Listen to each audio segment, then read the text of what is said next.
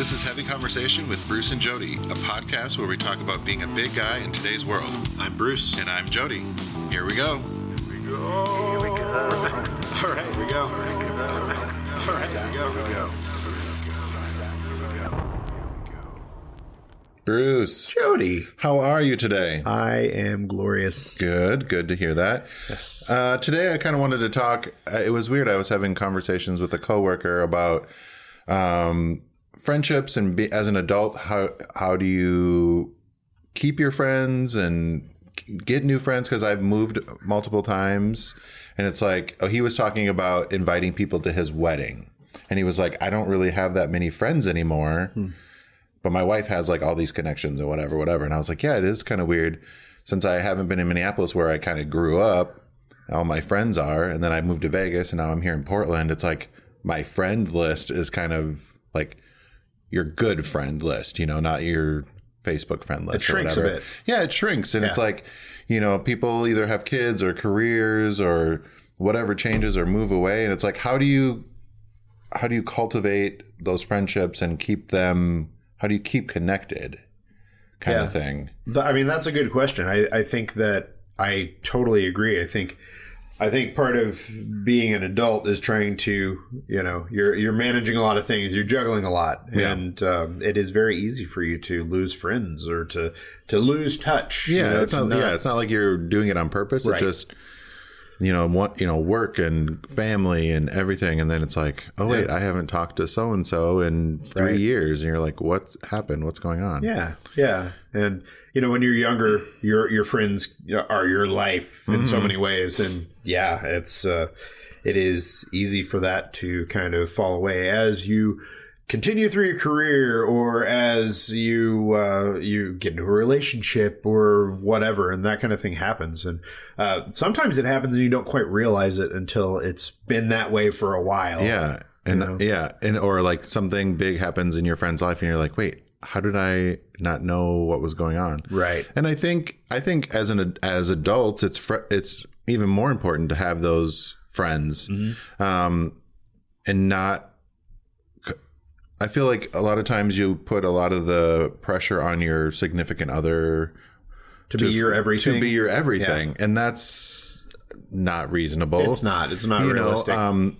You have to have your different friends to go do whatever and shoot the shit with and totally blow off some steam or just have conversations about stuff and just go have fun. And I think that's really healthy and important to keep those connections, and it does get harder. And I've been really pushing myself a little bit more since we've been to Portland, like doing the improv classes just to get out and meet new people, or go hang out and do stuff, or go do these painting things just to meet new people. And it's harder as an adult to make friends. It is, because I think it falls down on it gets lower on the priority list. So you're thinking, okay, I've got to get through the day, or if you've, I don't know. For me, if I'm thinking about it, I've got work, I've got kids, I'm, dealing with everything else that I go through in the day. So taking that time and thinking about the importance of friendships and spending time with people, like-minded people in that way, is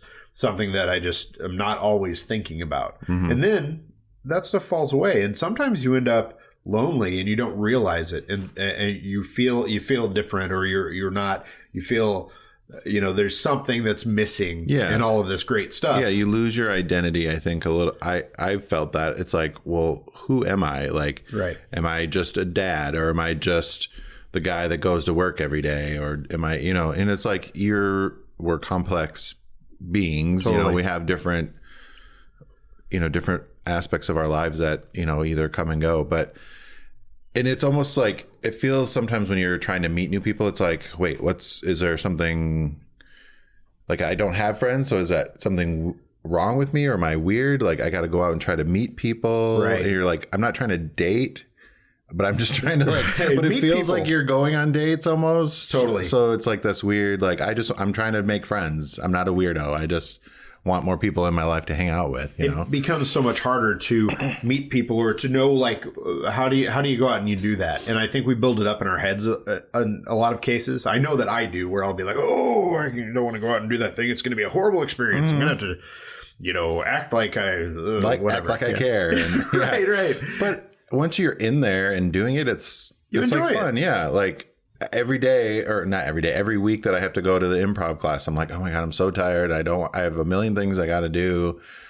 But once I'm in there and doing it and we're talking and like I have so much fun. And then we go to this little bar around the corner and chat and like have a good time. And it's like, why do I build this up every week? Like how much I hate, or like, it's not even I hate it. It's like, oh my God, I have so much to do and blah, blah, blah. But then when I'm in there, I'm like having fun and we're talking about weird stuff, and just having fun like friends would do. It is totally that thing where you build it up in your head to be this thing that you're not going to like. You don't want to do that because you're so used to your schedule of you get up, you go to work, you do these things over and over and over, and that's it. And so getting out of that comfort zone can be difficult sometimes. So you have to really push to do that. One year I did this thing where I kind of said yes to everything that came my way, and it was because I wanted to push out of my comfort zone. I didn't feel like I had been doing that, and I felt like it was holding me back because I was exactly this person who was like, oh, I don't want to, Yeah. And when I did that, it was great. It was a great experience. I got a lot out of it, and I had a lot of new opportunities. I met a lot of new people. It was compelling and really interesting. And I did it for that year, and then I was like, all right. And I stopped, and then I kind of fell back into everything. So I'm looking at like next year doing the same, just getting out there and doing that. And I think the key is not to just be like, okay, I'm going to do this for a year. It's how do you work that into your life? Yeah. How do you add something in? Don't be like, I'm going to do this every day for the next 365 days. It needs to be something that's part of your life. And I'm not saying that you should, every single time you've got to be like, okay, yes, but you need to push back against those things in your head that tell you, stay with what you do, go home, don't do this thing. Be safe. Yeah. Right. Because we need those things. And I found that I was more fulfilled when I was doing those things, when I was getting out and making the effort. And that's part of it, is just making the effort. Yeah. It's very easy to not make the effort. Yeah. And it's important to have a crew. Yeah. Like your crew, your buddies, your whatever. It could be a couple people. It doesn't have to be this massive team or anything. And then make sure that your team is bringing you places that, uplifting, and they're supportive, and like getting that behind that team. You don't want people that are dragging you down or whatever. Sure. And I think that they're going to push you a little bit to, oh, hey, we haven't hung out this week. What's going on? What's going on? And relationships evolve, and it's very, when I think about it and think about hanging out with people, it's not like, it would be very hard for me to go and hang out with like a 23-year-old who wants to go to the bar and tear it up all the time, or isn't quite in the same space that I am. So there are a lot of things to think about with that. I'm not saying that everybody you hang with needs to be the same as you. Yeah. But as you're taking those steps, sometimes there are definitely people out there who are having similar experiences, who you can relate to, you can identify with, who you're going to connect with. And it was really just about getting yourself out there and trying that. You find those people and you go with it. Yeah, it is. It's kind of, I know I keep talking about my improv class, but that's what's going on in my life. But it is a spectrum of people. Like there's young people, there's old people. So it's kind of that we would never probably come together otherwise, but because of this thing that we're doing, we're like, we're best friends because we're doing this thing together. And it's just kind of cool but I kind of agree. It's like, I can't go out every weekend or, and party, whatever, like I used to, but it's fun to have those different perspectives and have that group of people I probably would never hang out with outside of that, but I like that connection of, we have this thing that we're doing, so that brings us together. I think one thing that I see about you personally is it feels like you're willing to get out there. You're more, in my estimation, looking at you and your life, it looks like you're willing to get out there, meet people, do things, and I think part of it is just that it's just that willingness and that openness to. Well, yeah, thank you. Because that has been a thing that I was working on this year, was okay, we're in this city. I need to get out there and meet people and make friends because I don't know a lot of people in the city. So, Sure. Yeah, and once you start doing it, it just sort of it's like a snowball effect. It just gets easier.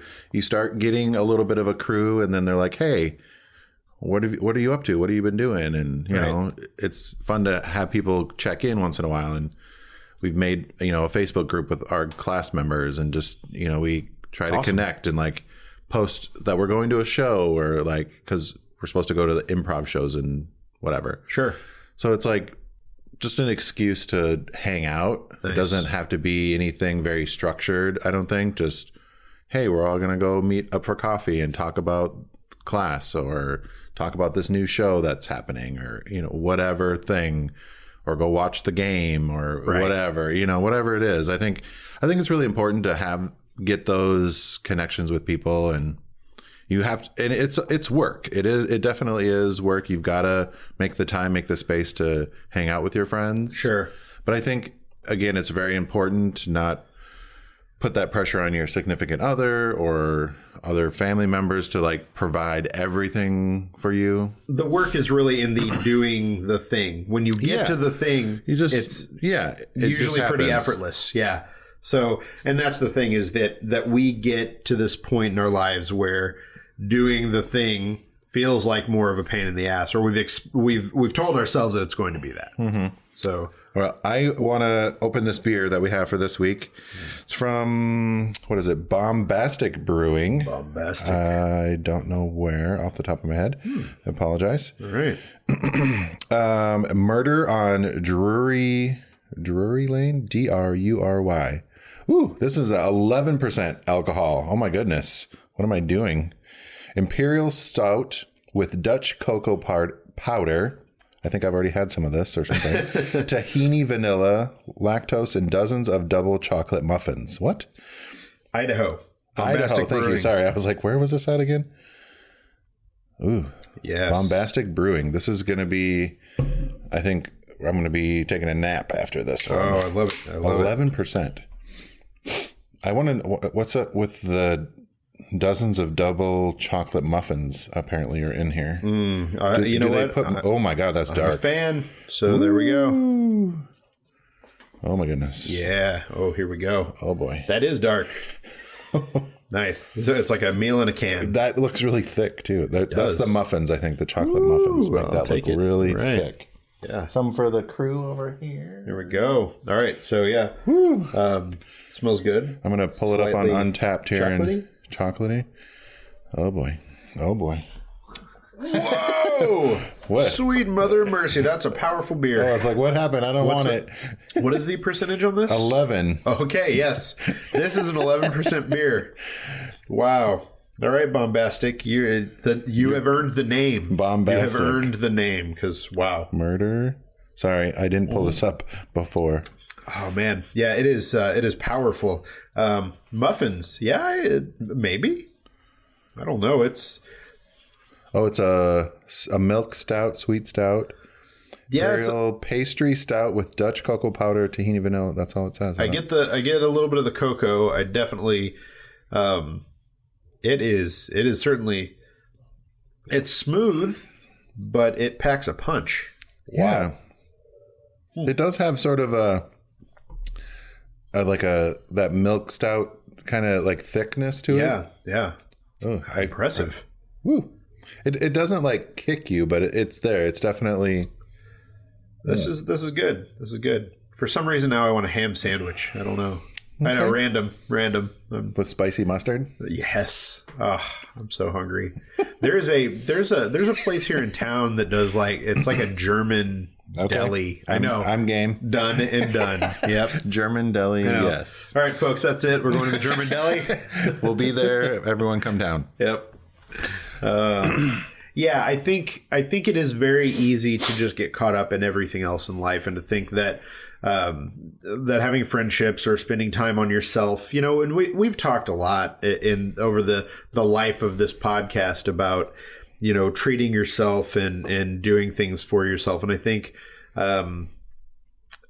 that it is very easy with something like this to just not think about it, not think about the importance of friendships or of having of what that means and what it's meant to you in the past. Because I know that some of my best friends, I mean, our friendships are super deep, and it's been very important in my life. And even if we're not living in the same area, we're still close. But it's, you know, you do have to work harder, and you have to put in the effort to go and see them, or to make sure that you're talking on a regular basis. And there have certainly been times where I've just kind of pushed it off and haven't done anything with it. And now, as I'm getting older, You're like, oh man, yeah, it's really coming back around, and I really feel like I see the importance of that. So I certainly want to try harder to make sure that I'm there, and that that we're still connected. Yeah, and I like those. I have some friendships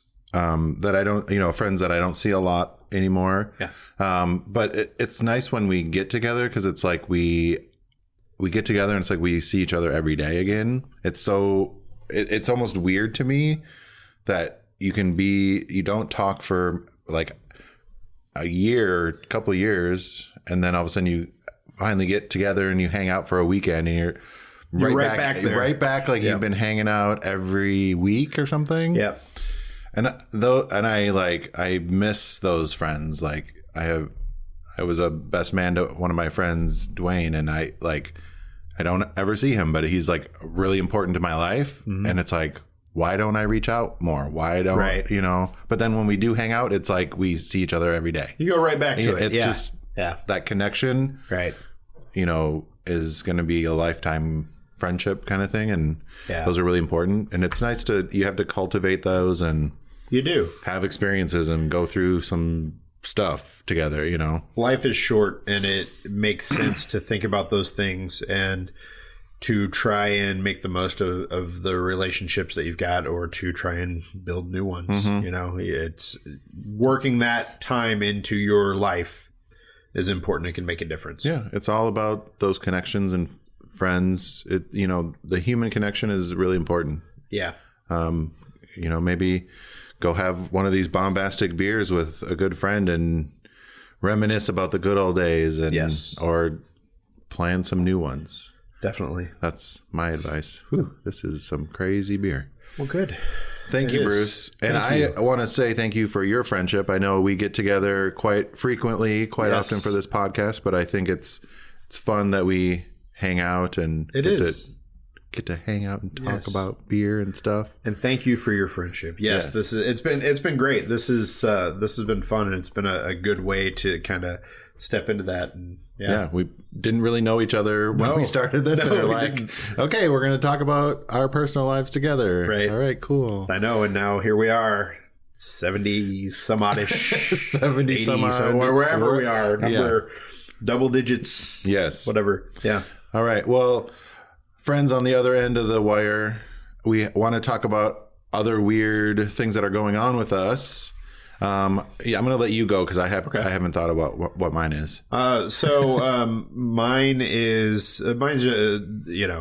shameless plug for Chubster.com. Please go there, check out the shop. We are pushing holiday stuff. So products that you might want to get for the holidays, outerwear, a bunch of different promotions. Check it out. Also check out the site, because we're writing a ton of content about gift guides, not just like things for you to buy yourself, which is always wonderful, but for grooming, for other friends, for a bunch of different random things. By the time this is up, you're probably going to have seen the ugly holiday sweaters article. Yeah. Big and tall, ugly holiday sweaters. It's very important that you have one. Mm-hmm. And we're taking it to the next level this year. And if you go to the website, I'm sure that you will see the photo shoot that features me in not just an ugly holiday sweater, but an ugly holiday suit. Yeah. Yes. So if you want to tear up the holidays, you've got to see this. It's amazing. It is.